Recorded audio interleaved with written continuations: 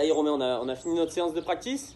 On est bien prêt, on est dans le jeu, on est en phase avec le parcours. On a bien fait tout ce qu'il fallait pour se préparer pour notre partie. On arrive vers le chipping green ou putting green. Et puis on va démarrer peut-être à chipper un petit peu. Qu'est-ce que tu en penses Romain? Oui, bien sûr, bien sûr. Alors, ce que je remarque dans la plupart des cours, et surtout quand j'observe un peu les joueurs, quand vous êtes autour du putting green, ou cherchez à réaliser quelques approches, hein, c'est très bien, mais très souvent, il y a des erreurs de club en fait. Et je remarque que beaucoup trop de joueurs utilisent le sandwich. Personnellement, je ne suis pas très fan de ce club vraiment au bord du green. C'est un club qu'on utilise bien évidemment très souvent, mais quand vous êtes au bord du green, l'objectif c'est vraiment de chercher à faire rouler la balle, d'utiliser on va dire le meilleur système, le système le plus fiable, le plus régulier qui va vous permettre d'être le plus performant. Le côté esthétique c'est très bien, mais ce qu'on veut nous c'est d'être performant sur le parcours. Donc je vous invite plutôt à jouer des fers 9, des fers 8, éventuellement des pitchs, mais évitez tout ce qui est 56, 58, voire 60 degrés, vraiment au bord du green.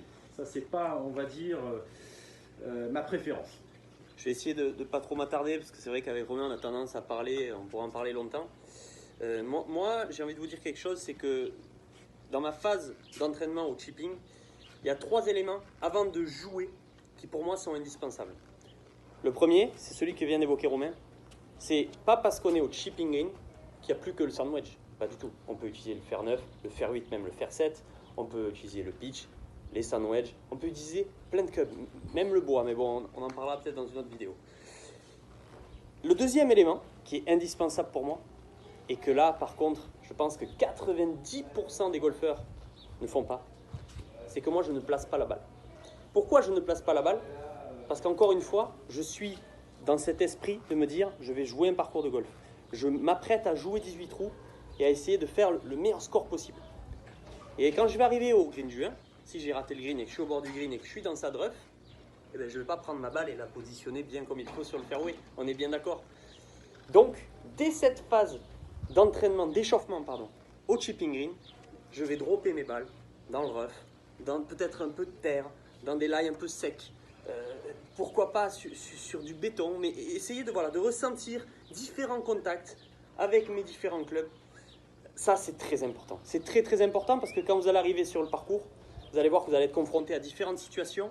Et si, dès votre échauffement, vous les avez déjà mis en place, vous allez les aborder beaucoup mieux que si vous vous êtes à chaque fois placé parfaitement, comme on le voit souvent, hein, Romain, au bord du green, sur des lies parfaits, et que vous avez fait 3, 4, 5, 10 bons chips, vous avez dit, aujourd'hui, je chip super bien. Ouais, je chip bien parce que je suis bien placé, mais est-ce que dans une phase de jeu, je vais vraiment bien chipper? Je sais pas, Romain. Tout à fait, mais c'est très juste. Hein. On est d'accord que le fait de jouer un coup avec une balle parfaitement bien placée, comme on a l'habitude de le faire à l'entraînement, c'est pas la meilleure chose à faire. Et puis ça prépare pas vraiment à cette phase de jeu qui arrive. Alors, j'en profite pour me donner un peu mon point de vue par rapport à cet échauffement, hein, que ce soit grand coup ou petit coup. Hein. L'idée c'est vraiment de se mettre en confiance. Donc en ce qui me concerne, moi j'aime bien jouer des coups, on va dire, qui sont les suivants, les approches roulées parce que je considère que c'est un coup que je maîtrise bien, éventuellement la sortie de bunker parce que c'est un comportement également que j'aime bien jouer. Pourquoi? Parce que ça va me mettre dans les meilleures conditions possibles. Je ne vais pas, on va dire, m'attarder, si on peut dire ça, sur un coup qui me pose problème, on va dire en ce moment, et me dire, Romain, il faut que je règle ce problème avant de démarrer le trou numéro 1. C'est trop tard. On est d'accord, ce n'est pas un travail technique. Donc l'idée, c'est vraiment de jouer des coups que vous avez envie de jouer, que vous maîtrisez, pour arriver, encore une fois de plus, en confiance au départ du 1 et de ne pas vous poser trop de questions. C'est trop tard. Je te coupe, Romain, encore une fois. Encore une fois, c'est la nuance dont on a déjà évoqué dans les vidéos précédentes entre l'entraînement et l'échauffement. Là, vous êtes là pour vous préparer à jouer une partie de golf. Vous n'êtes pas là pour travailler quelque chose. Vous êtes là pour retrouver des sensations, vous préparer à jouer 18 trous de golf. Et c'est différent que de, effectivement, comme l'a dit Romain, travailler quelque chose qu'on n'aime pas ou aller dans des situations un peu périlleuses pour nous. Voilà. Tout à fait. Alors, est-ce qu'on peut parler un peu du putting pour terminer la vidéo? On peut parler du putting, il n'y a pas de Parce problème. que je trouve que... Je voulais juste faire un petit rappel, excuse-moi, parce que j'ai parlé de 3 éléments. Et le troisième, je vous en ai parlé en fait pour le practice, c'est encore plus important pour le chipping, ne visez pas 2 fois la même cible. Un chip au golf, il est unique. Vous n'avez jamais fait chip, puis balle provisoire et le même chip. Non, ça n'arrivera jamais sur le parcours. Donc, une balle, une cible.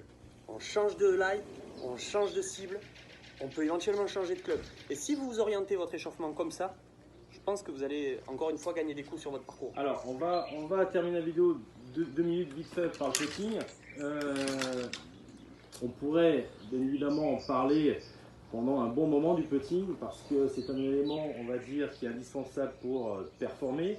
Et surtout, je me rends compte que les joueurs ne s'entraînent pas et surtout zappent un peu dans l'échauffement. Et je considère que c'est une grosse erreur. Je pense qu'on perd beaucoup de points sur ce compartiment de jeu. Comme je vous l'ai évoqué tout à l'heure, personnellement, moi j'arrive sur un putting green, je cherche d'abord la vitesse, on va dire, du green, sans vraiment viser des trous. J'essaye vraiment de ressentir quelques clés techniques, hein, qui sont les miennes, en l'occurrence le relâchement, la pression sur les mains. Hein, on ne va pas s'attarder sur ces choses-là. Et par la suite, je vais terminer en fait mon échauffement par des putts, on va dire assez courts, pour me mettre en confiance. En fait, je me rends compte que très souvent les joueurs font l'inverse. C'est-à-dire que quand ils arrivent sur un putting green, ils arrivent directement sur des